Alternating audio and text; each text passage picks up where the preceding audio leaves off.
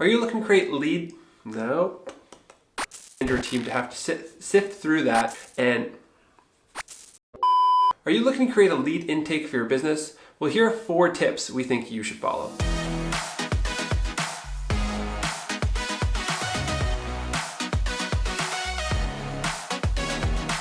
Hey everyone, Casey here from Clantrick. In today's video, I want to talk about 4 tips we think you should follow to create the best lead intake for your business. So the first tip is that we think you should be using a CRM. A CRM allows you to automate a lot of this process so you don't actually have to worry about it and you don't have to lose track of any of the leads when they do come in. So I'd recommend checking out a few CRMs that are out there. The one we work with the most is Zoho CRM. It does have full customization to whatever you need so that you know it's going to be done exactly the way your business needs to run. Our second tip is to craft a follow-up process and to standardize it. So by this I mean, make sure that you create a follow-up process for your individuals, for your leads. So let's say that on day 1 they come in, they get an email. On day 2 they get a text message. On day 4, maybe they get a phone call and an email. On day 7, maybe they get a text message and a phone call. You can continue to go down this road. Each industry has its own intake follow-up processes that work best, and companies have actually devised a wide range of intake processes. So if you do some research on what industry you're in and what other people have done, you can definitely find a lot of solutions out there, so I'd recommend that. However, that being said, you still have to use it within your business, so you might be able to change it a little bit just to make sure that it actually fits what your business is, and it's still going to be a good experience for your customers. Because you need to be sure that their experience is actually front of mind as well, because if they are not having a good experience, they are not going to respond well to all these follow-up attempts. And usually when you're in a business to customer situation, you're going to be doing a lot more follow-ups because you're reaching out to individual users.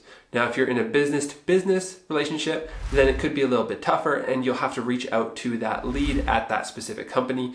And that could be difficult to get them on the phone or send them a text message if they don't give you that information. So you do have to be careful, but craft a solid follow-up process and standardize it. Make sure that you and your team can follow it to a T. You want it to be the same every time so your team knows exactly what they're doing. Now, we've worked with clients that have both, that they have a very standardized process, and we've also worked with companies who don't have a very standardized process. They just have these tasks that they need to hit at any certain point when the salesperson feels like it. Now, this does work out well if you want a personal approach to that side of it. However, that being said, it still tends to leave a little vagueness and ambiguity for your sales team, for your follow-up team, whatever it is, because they are not 100% sure when they need to be doing these things. So it works well with experienced team members, but maybe doesn't work as well when you're bringing on new team members. So standardizing that process provides a little bit more comfort for your team, knowing exactly what they need to do on what day when they come in.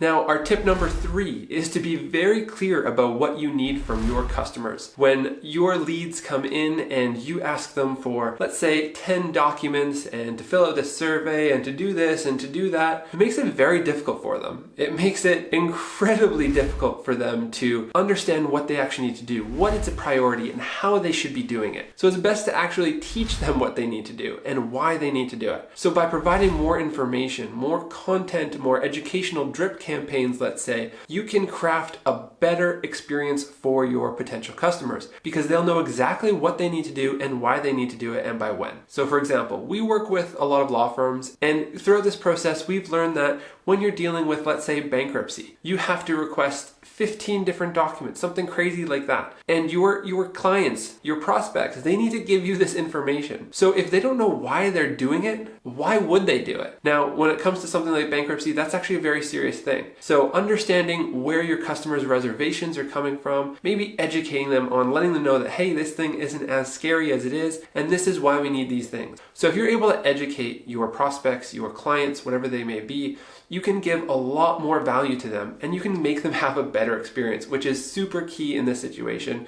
No matter if they have to use your services or not, you want them to have a good experience. And lastly, tip number 4. This one is to use the KISS method. And if you're not familiar with it, KISS, K-I-S-S, stands for Keep It Simple, Stupid. Now, this may sound dumb, but make sure that your processes are simple. The more you can simplify them, the easier it'll be for your prospects, for your clients. Let's say that you have an intake form that is 40 questions long. No one's going to fill that out. You're going to get crap data, you're going to get crap information. It's not going to be worthwhile for your team to have to sift through that and deal with it. So the best way to go about it is to craft a form of the most important questions that you need to ask. Can those 40 questions be distilled down into 10 or maybe a bunch of yes and no questions? Make it as simple as possible for your users.